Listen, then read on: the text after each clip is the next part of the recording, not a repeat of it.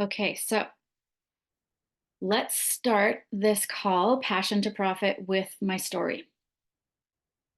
And I'm going to keep it short, but I'm also going to start back when my kids were young and I was starting this business. So, right from the get go, how did I feel? What did I want? And how did it transpire? So, my story is I grew up with parents who were very hard workers. One worked at a log sort at a lumber mill, so very physical labor. And my mom also was very hands on in her work. Yay, Nita, you figured it out. And so, one of the beliefs I started forming at an early age, just from watching their lifestyle, was that money needed to be worked very hard for. And I had to ignore pain and put up with it, pain in my body or tiredness, if I was to be successful. And that created a lot of problems over my career in this line of work as a speaker and author and coach and advisor because I wouldn't listen to the needs of my body. For example, even today, as I was preparing to present for all of you, I noticed that my body was sore and I was thinking about this story that I wanted to tell you. And I thought, I can't be in alignment and share this very story if I push through and do the opposite of what I'm teaching. So, 2 hours before you all got on this call, I was going to keep working and writing my book. But my body was telling me I had other priorities and other needs to attend to. So as I was doing a little bit of a yoga break, which I do, I'll get on the floor in between work sessions and do yoga. I thought, it's not all up to me to create connections. It's not all up to me to produce income. It's not all up to me. I don't even want a life that doesn't honor my health. I don't want a work life that doesn't honor my health. My parents modeled that for me, but I don't need to take on that belief. And so I've built my business from when the kids, we have two boys, here they are. They're 16 and 18 now, but when they were little, there's Gavin and Simon. This is Simon, Gavin. When they were little, I really did think that, my definition of success was if I show up everywhere and I work hard and I am liked by everyone, then I'm going to be a success. And people started noticing how tired I was in public. So really, it backfired.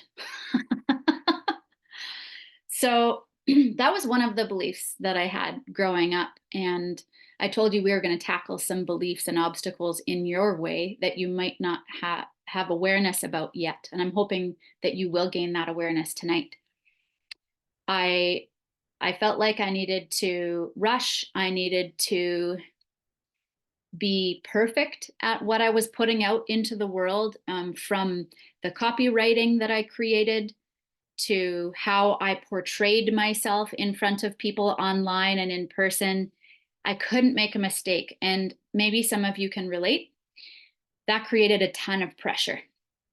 I felt like if I can't make any mistakes, that means that I really can't show up and be authentic and really be relaxed. It's the opposite of relaxed. It feels like your whole body's clenching, your jaw is clenching. That's the worst feeling.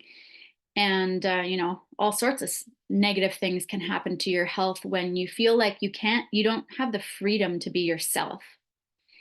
And so moving forward, I would put off fun ideas that I had for solving other people's problems because I couldn't do it in a way that was perfect. And then I'd get all stressed out. So who can relate to that one? Okay. Perfection's a big problem. Aiming for perfection and having unrealistic expectations is a really big problem that can hold a lot of people back. So if I'm not feeling like I need to be perfect, then how do I run my business? I started thinking. And I was working with probably my first coach, and she was a really big thinker. One of the biggest ways she helped me was in thinking big, which allowed me to bust out from under the glass ceiling that I was operating under. And I started realizing that I could have more than I thought possible, and that it was actually okay for me to have more than I thought possible. So at about year 5, and I've been in this work for about 12 years now. At about year 5, I was sitting at my desk one day and I had this thought, Amy, you don't have time to keep the house together, to be the mom you want to be, and to be as successful as you want to be and impactful in others' lives. You can't have all of it, Amy. And I was skilled at teaching my clients how to notice and overcome limiting thinking by that point. And I just laughed because I realized what I was thinking right away. And I decided a new thought in the moment. But if you can't spot the new thought, then you have the old thought, then you have a really big problem because you stay stuck in unfulfillment or lack, like I had been for so long, or small thinking. And we're going to be talking about small thinking about money as well, for so long that you start feeling defeated. You start feeling, or I did, embarrassed. Like, if people really knew how I was doing in my business, man, they'd judge me. Man, they'd be critical. And I cared way too much about what other people thought, and that held me back for a long time. So I want to share with you another story about wanting more, because tonight we're going to be tapping into dreaming bigger and being able to give yourself permission to want more and to want better and bigger or deeper impact requires you to give yourself that permission and change your perception about what wanting more means or embodies. So, I grew up in a spiritual family. And this was another one of the beliefs that I took on as a young girl. I watched how my family was a really grateful family and a really thankful family for what we had, and we always had enough. I didn't notice that we didn't have a ton more than enough, but we had enough, and I always felt taken care of. And I was taught to be thankful, but in my little mind, I didn't know that there was a difference between being thankful and being content. So I thought that if I was thankful, then I had to be content and I couldn't want more, because wanting more would mean that I was selfish or um, just like greedy, something like that. And I've since learned that discontent is very different from being ungrateful. It's good to be discontent, and we can be grateful at the same time. So let me unpack that. If you're not discontent, then you're done growing, in my opinion. Content means that everything's as it should be in your life forever and ever, amen, and you don't want any change. Somebody might be looking up the dictionary definition of content right now, but this is Amy's definition of content. So my encouragement is to be grateful for what you have and thankful, and to still allow yourself to want more. Because if we think about the world from an abundant perspective, where there's more than enough for everyone, and by giving to others, we receive, and that's a good thing, just a natural reward, then we can let ourselves keep growing and help more people. or we can let ourselves keep growing and have more free time. But if we feel like it's bad to be, um, if we feel like it's ungrateful to want more, then we won't allow ourselves. Do you see how we set a barrier up or an unhelpful boundary in our lives to receiving money or receiving new clients or receiving gifts? We just won't let them come in because no, I got to stay being a grateful person. And if I receive more, that means something bad about me. Why let somebody else get in your way when you can get in your way for them? Yeah, it's a sad truth. We don't want to get in our own way. And so our goal tonight is to rise up into our real selves instead of this lower version of ourselves that has the old beliefs and doesn't even question if they're true or not, or if they're serving us or not.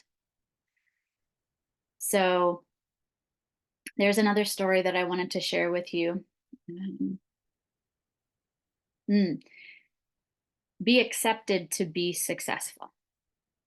So for a long time, I believed that I needed to run my business or have the work life that other people thought was an awesome and worthy work life that was acceptable to others, or I would be judged and I couldn't handle that.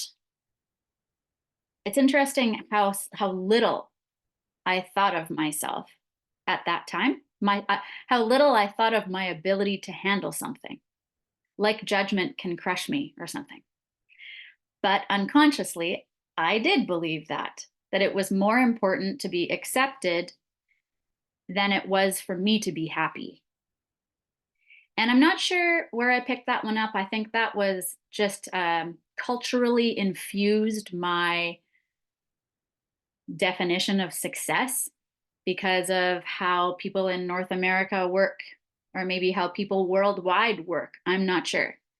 But definitely there's some distastefulness in our culture around how little someone should work if they're being responsible, or if they're looked on as kind of like a high ranking in society or something. So I remember thinking, what if I only want to work 3 days a week and I want the other days to write my books and create material for clients? Not everybody is going to think that I'm successful then. Maybe I should work full time. The other part of my brain is saying, you won't have time for nature walks. You won't have time for swims. You won't have time to be present and have fun with your family. Well, then I would flip back and forth, right? I can have this, but I can't have that. I have to sacrifice one thing for the other. And then I started turning around that belief and caring more about what I wanted my work life to look like. And I started aligning my work practices to support my priorities instead of allowing my priorities to suffer. So don't allow your priorities to suffer because you think your work life needs to satisfy someone else's definition of success. And I bet you a lot of people's definition of success doesn't make them happy. So, what makes you happy and what works for your family is success. And then we just let the possible judgments or criticism from others slough off of us, and they become less powerful over us.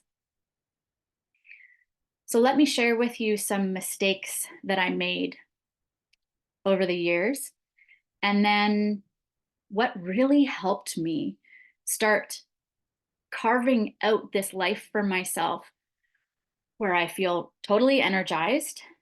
I'm listening to myself much more effectively. I'm filled with joy much more easily and grounded in peace.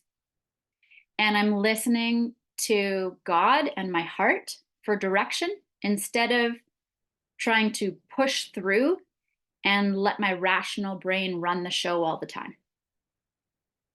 So here's some of the mistakes I made if you want to take notes. I thought I had no choice. I thought this is the only way to create this reality that I want.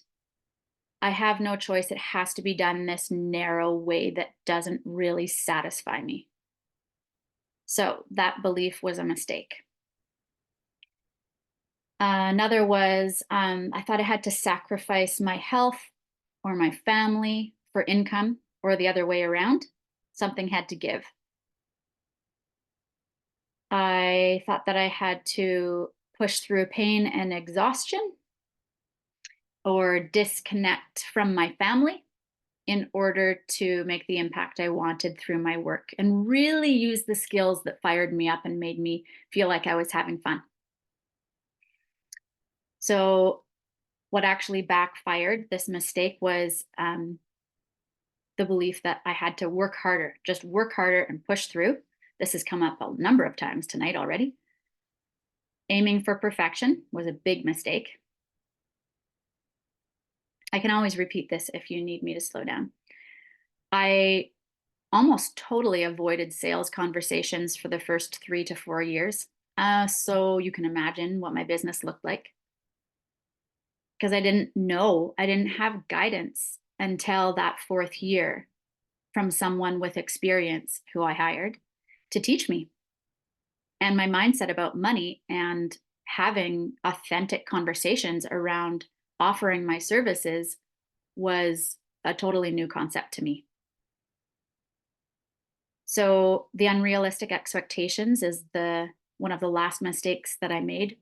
By the way, this is not an exhaustive list. I have made many more mistakes. These are just the ones I could think of off the top of my mind. Unrealistic expectations made me feel like I was constantly failing and couldn't meet the mark. And then the last mistake I've written down here is that I let my mind run the show and direct my business priorities and habits instead of taking my next directive and step from God, or for you, that might be from your heart, listening on a soul level instead of to what everyone else says will create success. And that's been quite a journey that I have loved being on. So here's some solutions for you tonight. Get used to feeling like you're breaking the rules most of the time, most days. That will help you know you're on the right track. When I was walking in the woods and getting myself ready for you, eating dinner at a leisurely pace instead of shoving my face full of food or something because I didn't have enough time, out there in the forest, I felt like I was breaking the rules. And it feels like that every time. You're going against the should grain of society. That should start feeling good over time. You get to break the rules and be successful. And it's really fun. It's really freeing. Second solution, be different.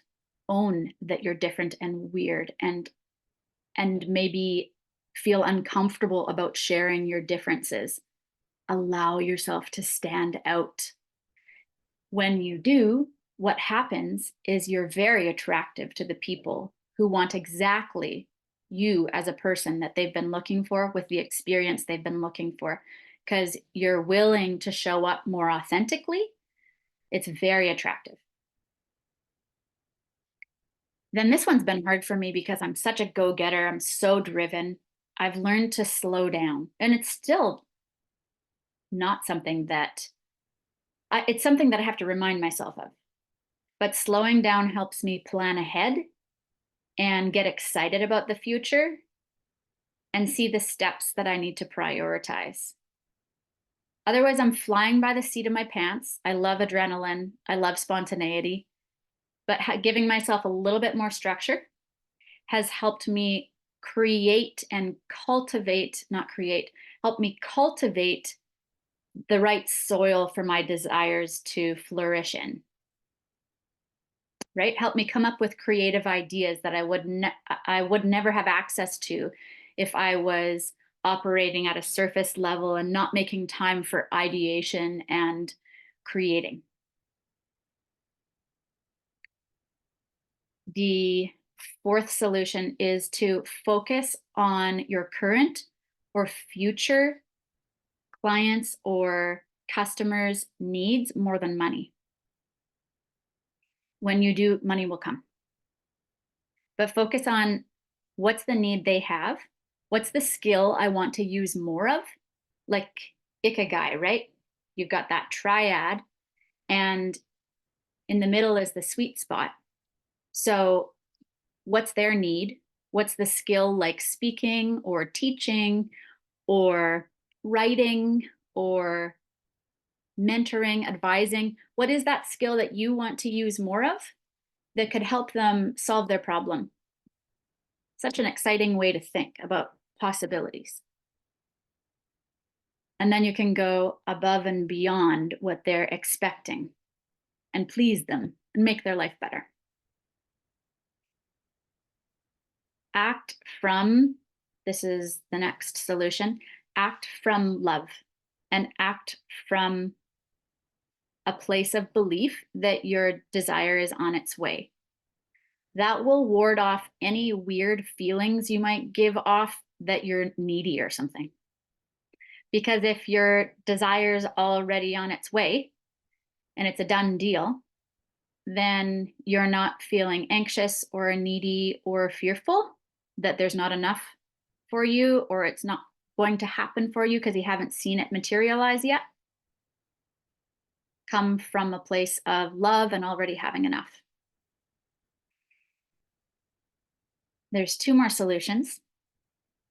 Make more space to listen for guidance. So that's something that must be needing to be heard because it's come up a couple times. And then make consistent offers. Remember how I was telling you I avoided sales conversations, right? Don't want to seem pushy. Don't want to pressure people or make them feel pressured. That's how I was feeling. That's what I believed I was doing in a sales conversation. So I avoided them. And if you don't make offers, if you never ask for payment, you're not going to make money. So it's simple and true, but we need to focus on income producing activities.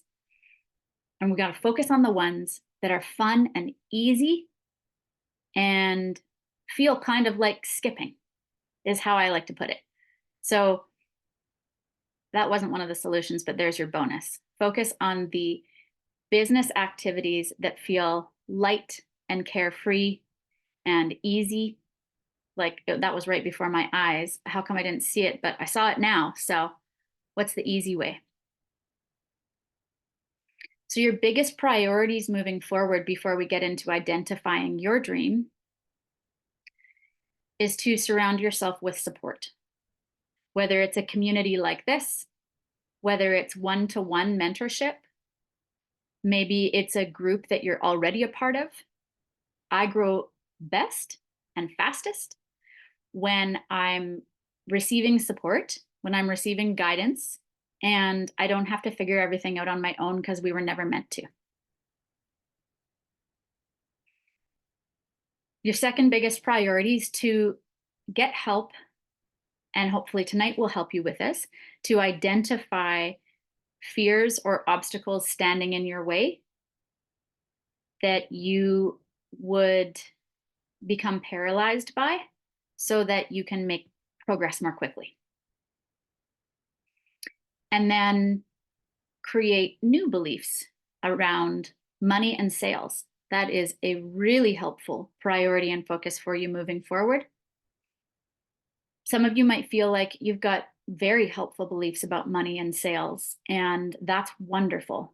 There's always an up level that we can pursue, especially when we notice there's something that's not shifting in our lives, something that's not getting better, or you keep hitting a ceiling. Take note of that.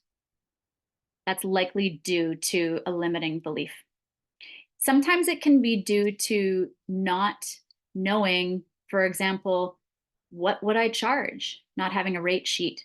How would I talk about what I offer so that it's irresistible to the people who are looking for that. Sometimes it's tangible tools like that, and we can talk more about that soon.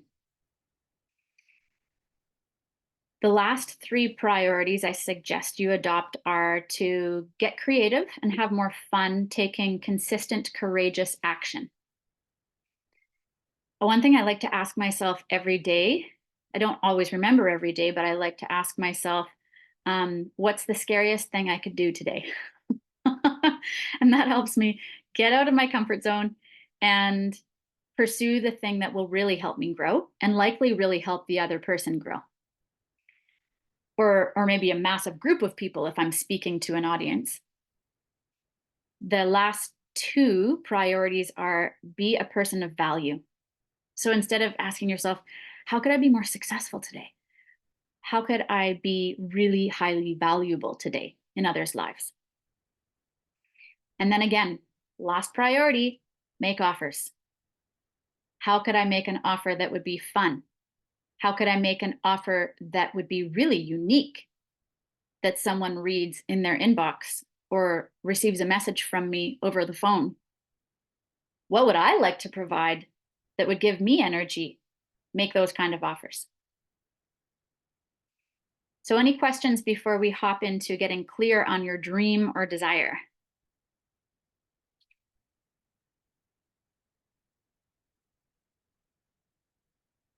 Any insights? I will say that you can copy and paste things out of the text and the messaging, but I don't guarantee it's 100% accurate. Thanks for doing that, Ray. I see that. I have a couple screens open, so yes, feel free to take Ray's notes, take him up on his offer. Anyone have an insight you'd like to share? Something that maybe a dream is becoming more clear as you're hearing my stories?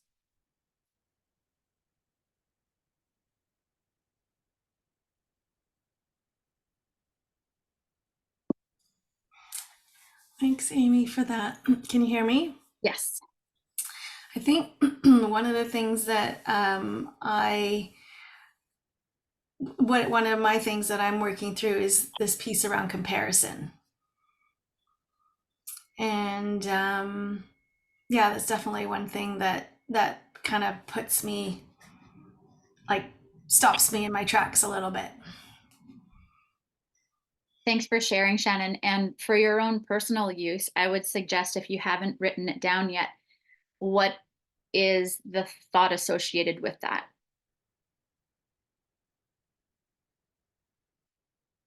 Anyone else have an insight?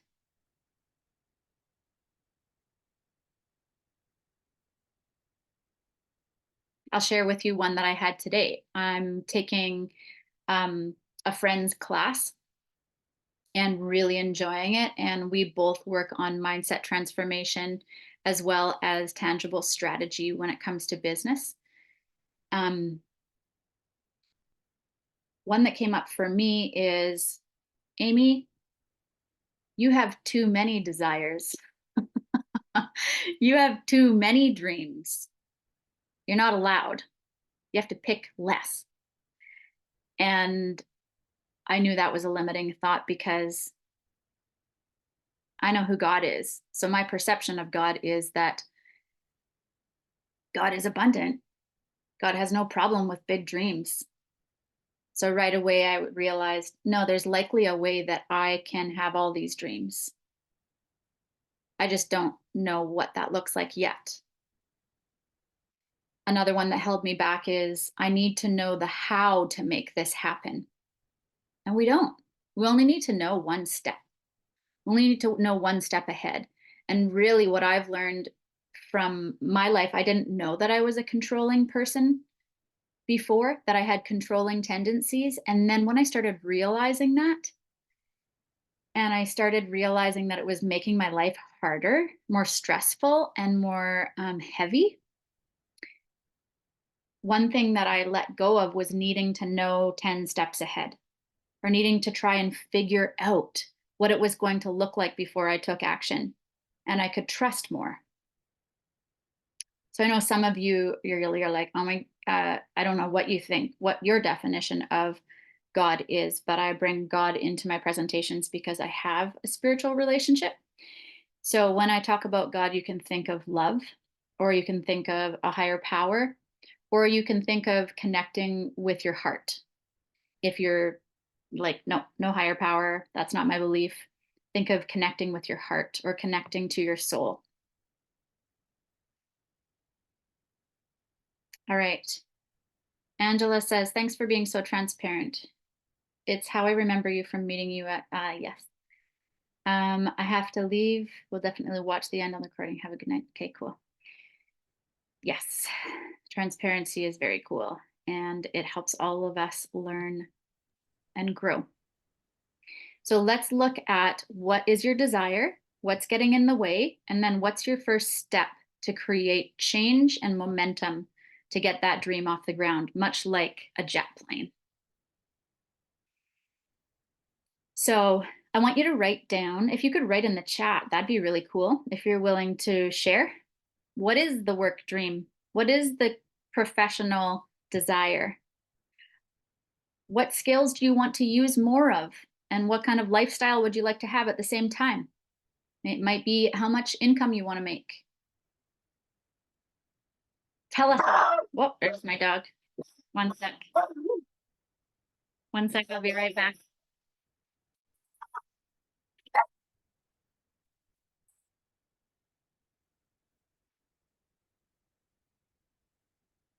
Dog break. So, Ray. My cat did that to me on a coaching call the other morning.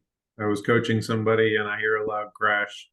Oh. And the cat was letting me know that she was very upset that her food bowl was not in fact full of food.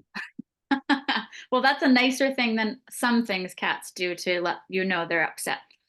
So I'm glad it was a crash. Yeah. So you want to have so many speaking opportunities that you're turning them down. Awesome. I love it. Absolutely. Okay.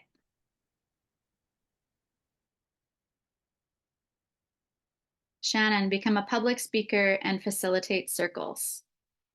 Awesome. And I know you're on your way. Shannon's dream is so cool. You should connect with her and ask her more about it. I like that part too about having so many speaking opportunities that I'm having to turn them down. That's fantastic. Well, I mean, that's my, when I think, what am I looking at 3 or 5 years down the road? I want my calendar to be just, I'm blowing and going and speaking and doing at the places I want to, and having people call me rather than me call them. That's when I'm going to be in a zone of joy blowing out of my head. It's already there, to be honest. Amy's helped me quite a bit, but she said something earlier, and that is understanding what your success is. And I can tell you that I have goals for income and everything else. And am I hitting those? No. But am I successful? Yes. At this place where I am right now in my life and where I want to be and what I want to be doing, I am successful. Do I see things I want to achieve further down the road? You bet. Still on that road. But and Ray and everyone else, something to consider is what you might be telling yourself about how long it has to take or what it's going to take. well, it may come much faster than that. Yeah. Keep your heart and mind open to the fact that it can come easy and it can come quickly. Mm-hmm. And one of the practical ways that you can create that speed and save yourself time is by skipping steps. So if you've told yourself you have to do 1, 2, 3, 4, 5, 6, 7, 8, 9, and before you can reach level 10, where you've got all those people reaching out to you, ask yourself how you could skip to step 9 and do that one first. Ray and I have talked about that before. Okay, Shannon. Okay, Melissa, the dream, providing marketing and communications consultancy support to nonprofits. Make enough to supplement my full-time income for 6 to 12 months and then create some passive means of income. Provide courses, templates that can be self-serve. Cool. That's awesome. So the marketing and communications, it sounds like, will be the bulk of the income. And is the thought to create that in a, like, with a transition in mind out of your current work, or to stop the work and jump full time into that? More of a transition. I'm looking for some kind of like support if for some reason I can't work full time. Just kind of a little bit of a TMI. My husband has cancer, so there may be a point where I need to take a step back from my full time job and support him through like a bone marrow transplant or something like that. Those things are pretty disruptive. Yeah. So, I want to be able to build in some flexibility that if I need to take a break from work for a bit, I still have some kind of income to fall back on. Yes. And the feeling, Melissa, with that, behind that goal, is what will be your motivation for creating change. The love that you have for your husband and your desire to be present and to be able to provide and to be able to have that flexibility to be present.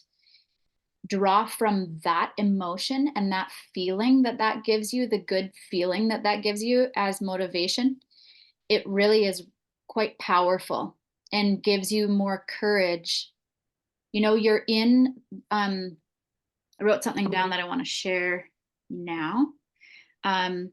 You're in the right place, or you're nailing the desire when it feels like a thrill, when it feels almost magnetic. It's actually easier to achieve that kind of dream and desire than it is to achieve a more of a achievable goal. It becomes more boring and you have less motivation to run after that. I'm sure right now all of you could think of a small desire versus the big one, the big kahuna, and the feeling that the big one gives you more energy to accomplish it. And you think, like, dare I go after that? That's the note to self, I'm on the right track. So, Michael, work dream is scaling my personal business so I can leave my corporate job and do it full time. Cool. I was just reading briefly, Michael, about your work, and I'd like to hear more. Like on LinkedIn, I was reading, what's holding me back is my own lack of experience at running a business. I'm currently enrolled in 2 different programs teaching me great things. That's been very helpful so far. Still lots to learn. Awesome. So your dream is to scale your personal business and leave corporate. That's exciting and definitely possible. Technical platform, you can look async. Oh, sorry. It was just a suggestion from Melissa, since a lot of what she had put in there was keying off in my head around things that you could put out there that people could access without you actually being involved. Although you could be involved as well. I know the people that set up that platform. There's others out there. I'm saying theirs because I know about it. But that type of platform or system might be something that could be useful for you. That's Thanks. great advice. Thank you. All right. So you're aware of your dream. Nita, did you want to share yours? And if you're not quite aware of your dream, that's okay too. Yeah, I hate to not share when everybody's sharing and I'm listening and everything, but to be honest, I don't know my dream yet. I recently retired. Well, it's not really recently anymore, but I gave myself 6 months off, and then I'm going to kind of. But I know the main thing is I want to help people. I just haven't figured out how. And I know that in my whole career and all my jobs past and all my times past, I had a technical career and a teaching career. When I look back, what I really liked was those aha moments and those, wow, I didn't even think of that, when somebody would, and those times when people would come back and let me know that I had made a difference. I don't want to take credit. I don't mean like I need to take credit, but those things where you make a difference for somebody. Yes. And the core heart center, I believe, of why that feels so good is because we're meant to be people of value and we're meant to be using our skills to contribute. Being of service feels great because we were created for relationship. We're meant to be able to fill the puzzle pieces in someone else's life and they fill our needs in other areas, right? It's beautiful. I'm super happy that you gave yourself permission to figure things out. And breathing room. My suggestion is to look at what would be amazing, and amazing to be able to help someone go from A to Z. And what experiences have I walked through that would be just so easy for me to mentor someone else in so that they could avoid a certain pain that I walked through. Well, thank you very much. And I think I kind of, have Ray has told me, find your niche. And that's where I'm like, I'm not sure what that means. I'm still learning.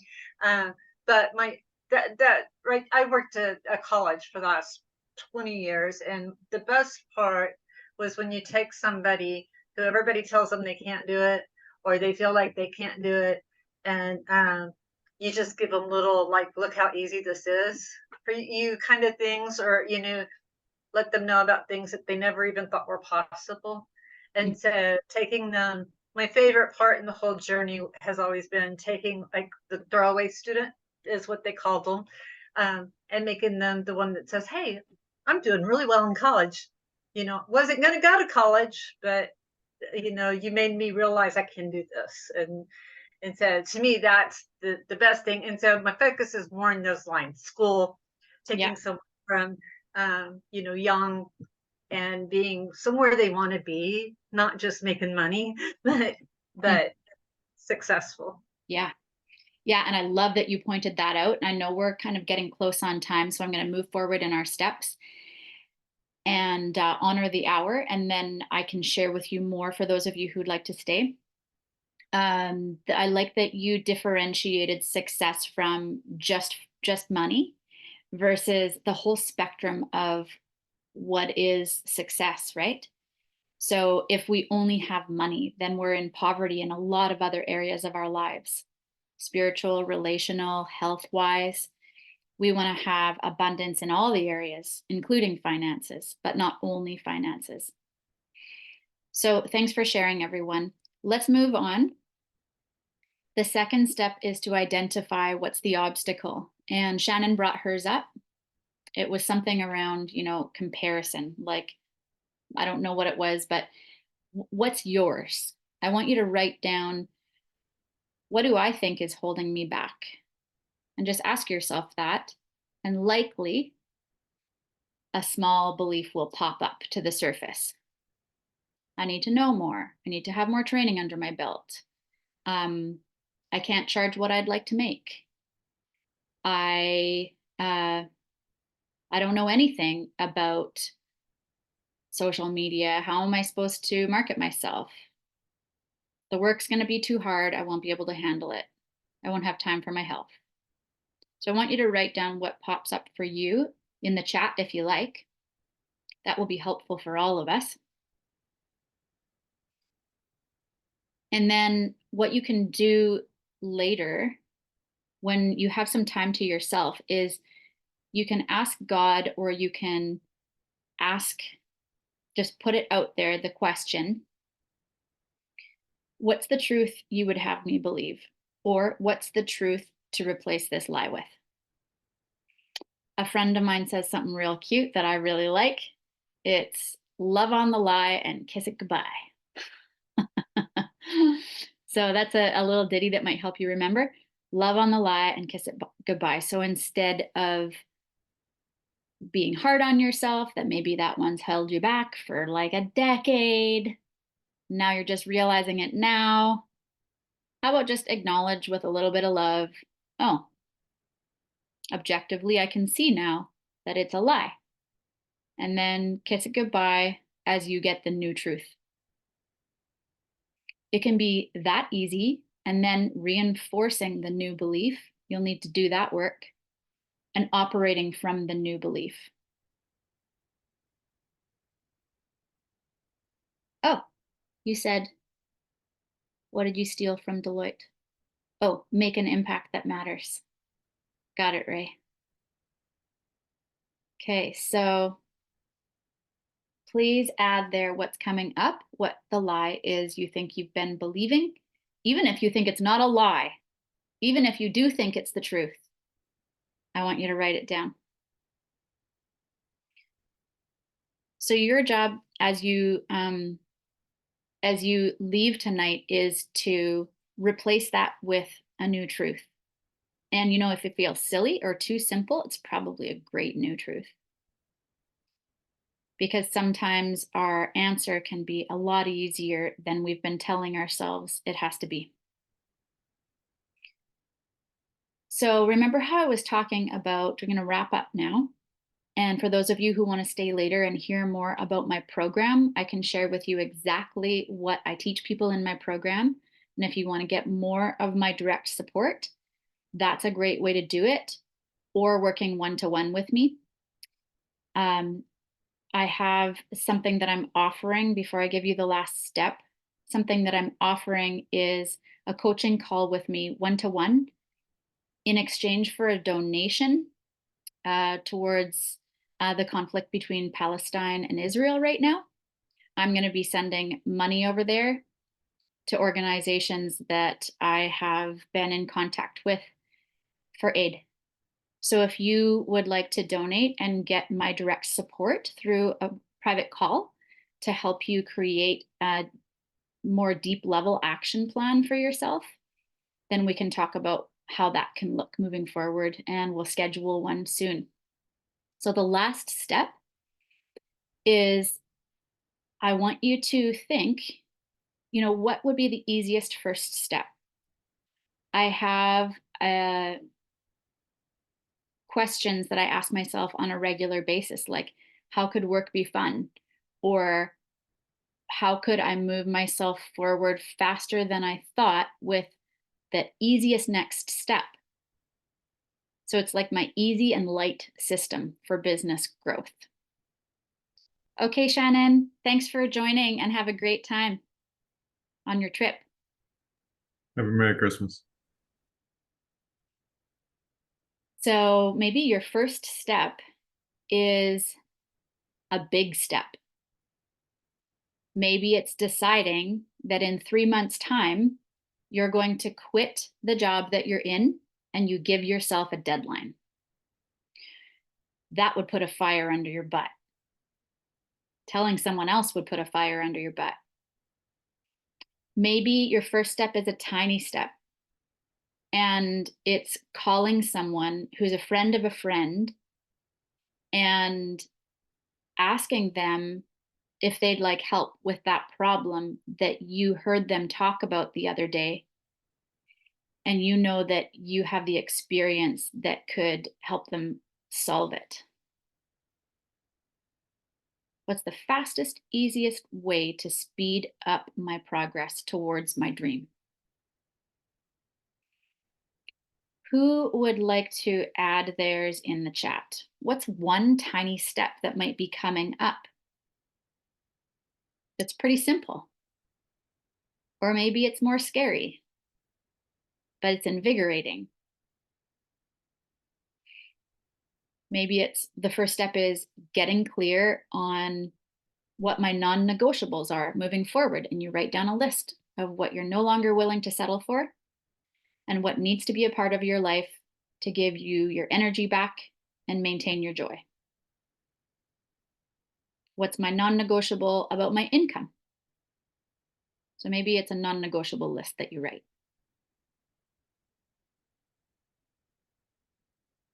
So I'm going to open up the call for your first step. If you want to share your first step, sharing your first step is great, even if you are not quite sure if it's your first step. Just ideas for your first step. That might be your experiment. Doesn't have to be you drawing a line in the sand. First step on mine is something I think you've helped me with, and I'm actively walking that first step. So I am picking conferences and organizations that I want to speak at and actively sending out my speaker package to say, I'm here. I want to come talk. Right on. That's great. And I've also contacted several other people that I know that are speakers to say, if you know people who are looking for speakers and you're not available, or if they need more than just you, here's my stuff. Wonderful. So, right. Way to get the ball rolling and keep it in motion. Fantastic. Okay, Melissa says update her personal website. So I'm going to ask you to carve it down to a very, very, very, very, very simple action step. Not necessarily for me or for us on the call, but for yourself, because that's a big one and broad. And if you take 1 or 2 small steps to update your website, it might feel inconsequential instead of a small win if you broke it down even smaller. Well, I wanted to revamp what I had on there. So I started an outline. I just haven't finished it of what I want it to include. Oh, great. So maybe so that you feel like your confidence is growing and you feel accomplished, you might say, I want to work on that for revamping that outline for an hour this week. Somehow making it simple. So Michael, you've been planning a course. First step would be to hunker down and actually build it and deliver it. So again, awesome. I would also suggest even simplifying that first step. So that might include 10 steps, right? So the first step might be, when are you going to carve out the time? How much time? And maybe the first step is building a loose outline. Awesome. Keep it simple, achievable, invigorating, and an action step that makes you feel good about yourself, because that will give you more energy to keep going. All right. So for those of you who want to stay on the call to hear more about how I can help on a deeper level, you're welcome to stay. And for those of you who would like to go and you have other things that you had planned, you're welcome to go. So I just want to reiterate something you just said. Mhm. When you set goals that are so, what do they call them? BHAG, big, hairy, audacious goals. Those are great, but they're also sometimes very difficult to accomplish. And that smaller goals allows you to achieve success, build on success. It builds momentum. Mhm. So that is such a fantastic piece of advice. Thank you, Amy. Mhm. You're welcome. So let's look at what's included in my Passion to Profit program. And before I even describe what's included, I'd like to invite you to have a one-to-one coaching session with me so that you can gain more clarity on the dream.